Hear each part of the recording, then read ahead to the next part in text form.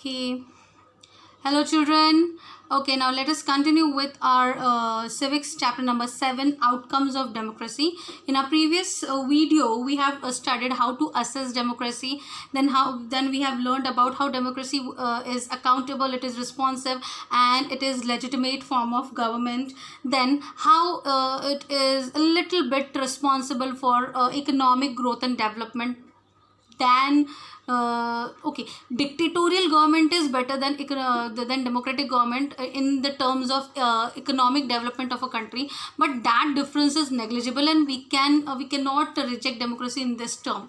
Okay, now let us move towards our another point, that is reduction of inequality and poverty. To some extent, I should say that democracy has reduced inequality and poverty in our country. I cannot say that today my country is totally poverty free. No, there are many people who are very poor in our country, but democracy here has not proved fruitful to reduce the inequality and poverty from my country, right? See, in actual life, democracies do not appear to be very successful in reducing economic inequalities. हमारे देश में जो economic inequality है, economic inequality means जो अमीर है वो और अमीर होता जा रहा है, जो गरीब है वो बहुत गरीब होता जा रहा है. So why is this happening? Because democracy is not actually dealing with it, or democracy has not got that success in dealing with the economic inequality in dealing with the economic inequalities in my country. So somewhere it is falling short to deal with this matter, and that is why it is not that much successful in reducing economic inequalities. Ultra rich enjoy a highly disproportionate share of wealth and income. बहुत rich person जो है, ultra rich person जो है, वो बहुत सारा wealth और income enjoy करते हैं, उनकी पोजीशन एंजॉय करते हैं. But on the other hand we have poor people who are always worried about their daily bread. और दूसरे हाथ में ऐसे लोग हैं जो आज मेरा खाना तो हो गया लेकिन मैं कल क्या खाऊंगा उसकी चिंता में दिन गुजार देते हैं.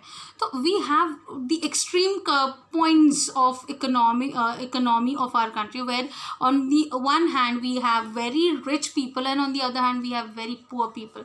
सो इनका जो डिफरेंस नहीं मिटा पाई है हमारी democracy, right? So for example, see in Bangladesh where democracy is followed, democratic government is there. So in Bangladesh more than half of its population lives in poverty. Bangladesh में आधे से ज़्यादा population जो है उनका वो poverty के अंडर आता है, right?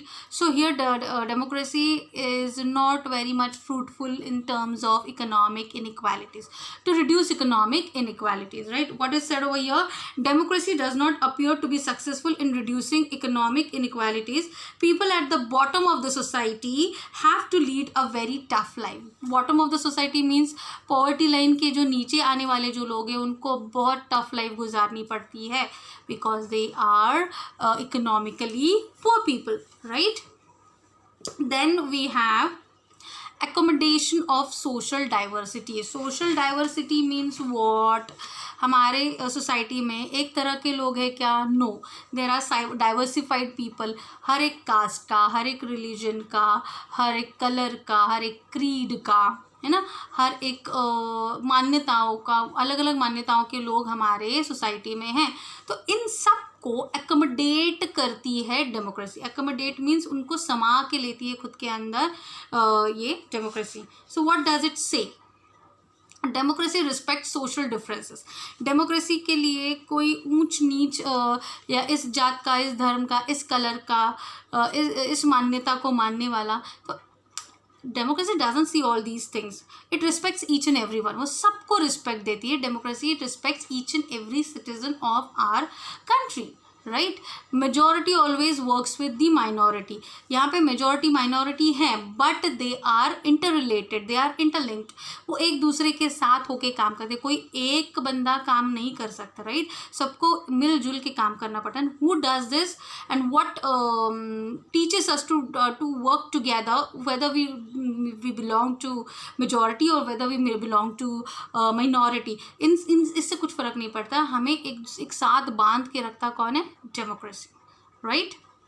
Every citizen of a country gets a chance to be in majority. हर एक बंदे को इस देश में मेजोरिटी का हिस्सा बनने का एक चांस मिलता है, and that chance is given by democracy of course, right. So, I'll read out the points which are related to accommodation of social diversity. Accommodation of social diversity is found in a democracy. Democracy में ही दिखाई देगा, और कहीं पे भी ये social diversification और उसका accommodation नहीं दिखाई देगा. No society can fully and permanently resolve conflicts among different groups. देखो, differences, conflicts हर एक society में होते रहते हैं. झगड़े किस में नहीं होते? सब में होते हैं, घर में भी झगड़े होते हैं. But after all, we people solve, we resolve those disputes, those conflicts, right? And we come to a final decision. And finally and ultimately we live together peacefully. कितने भी झगड़े हो, कुछ भी हो, दूसरे दिन हम एक दूसरे से बात तो करते हैं. ये कौन सिखाता है? हम परमानेंटली तो एक दूसरे से के साथ बिना बात किए तो नहीं रह सकते, राइट. हमें कभी ना कभी एक साथ तो आना ही पड़ेगा. So we come together on the basis of democracy, right. Non democratic regimes often suppress internal social differences. Non democratic जो रिजाइम्स यानी जो डिक्टेटरशिप वाली गवर्नमेंट होती है, वहाँ पे क्या होता है? ये जो सोशल डिफरेंसेस जो होते हैं ना, उसको दबा देती है और खुद को बेटर बनाती है. So this is not democracy. डेमोक्रेसी में ऐसा होता नहीं. Democracy respects each and everyone. कुछ भी आपके इंटरनल कॉन्फ्लिक्ट्स हो, डिस्प्यूट्स हो, वो उसको रिजॉल्व भी करती है, लोगों को साथ भी रखती है, उनकी डिग्निटी को की रिस्पेक्ट भी करती है, right. Each and everything is respected in democracy. Not it is suppressed by how it is suppressed in the dictatorial government, right. And further, ability to handle social differences, divisions and conflicts is thus a definite advantage of democratic regime.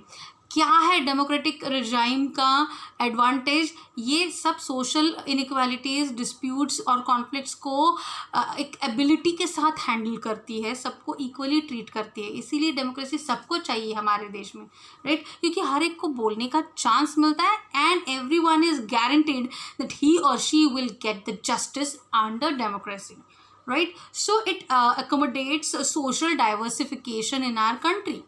Further, dignity and freedom of the citizen. ये last point है हमारे chapter का, dignity and freedom of the citizen. So dignity और freedom, हर एक citizen का freedom है, वो कौन अश्योर करता है?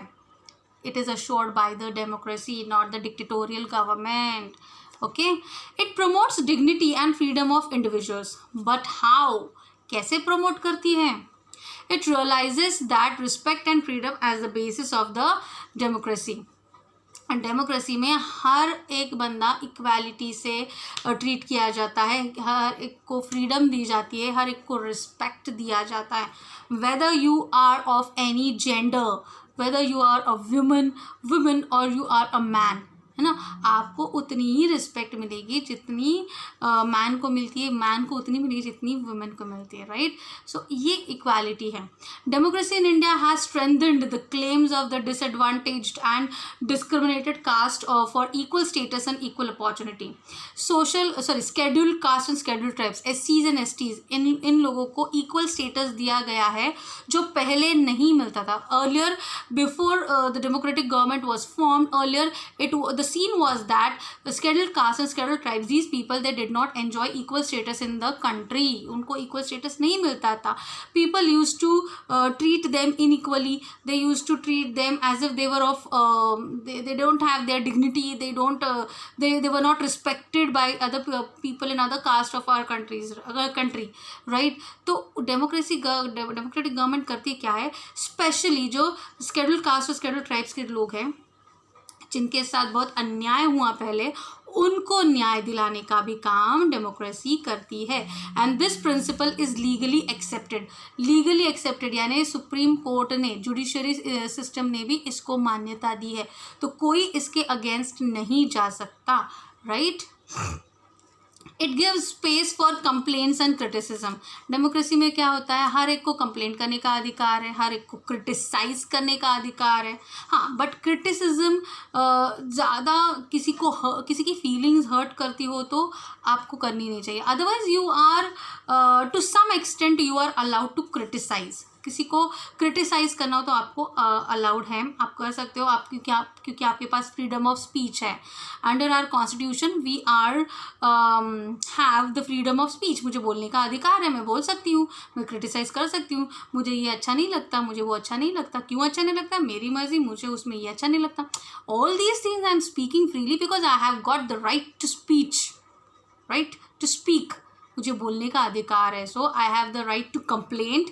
अगर मुझे कोई चीज़ पसंद नहीं है तो मैं उसके अगेंस्ट कंप्लेंट कर सकती हूँ कि बाबा ये रोक दो, ये मुझे अच्छा नहीं लगता, राइट। मुझे क्रिटिसाइज करने का अधिकार है। कौन देता है मुझे अधिकार?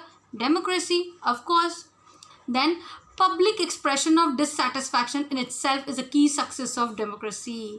अगर कोई चीज़ पब्लिक को पसंद नहीं तो पब्लिक रास्ते पे उतर आती है और वो अपना डिससैटिस्फैक्शन दिखाती है कि हमें ये चीज़ मंजूर नहीं है, तो पब्लिक ये कर सकती है, इसका मतलब उस कंट्री में डेमोक्रेसी जिंदा है, राइट। अभी फ़िलहाल ये करंट केस ले लो, जब we all know about Arnab Goswami, the editorial chief of Republic India, तो उसका जो उनको अरेस्ट कर लिया। I am not going to speak about the internal matters, but I am giving you the example of the democracy here, how that when he was arrested, people all over the country, they came on the road, they marched, they protested, and they expressed their dissatisfaction for the decision taken by the government of Maharashtra to arrest Arnab Goswami, right। तो उसको arrest कर लिया गया, इसलिए लोग protest करने के लिए रास्ते पे आए कि ये गलत हो रहा है।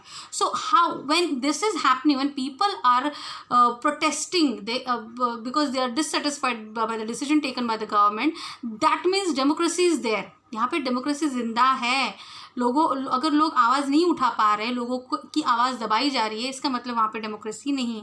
But people are protesting, people are expressing their dissatisfaction, that means democracy is there, and this is the key of success of democracy. ये सक्सेस है डेमोक्रेसी का, है ना। तो इस पे हम जज कर सकते हैं कि डेमोक्रेसी वहाँ पे जिंदा है।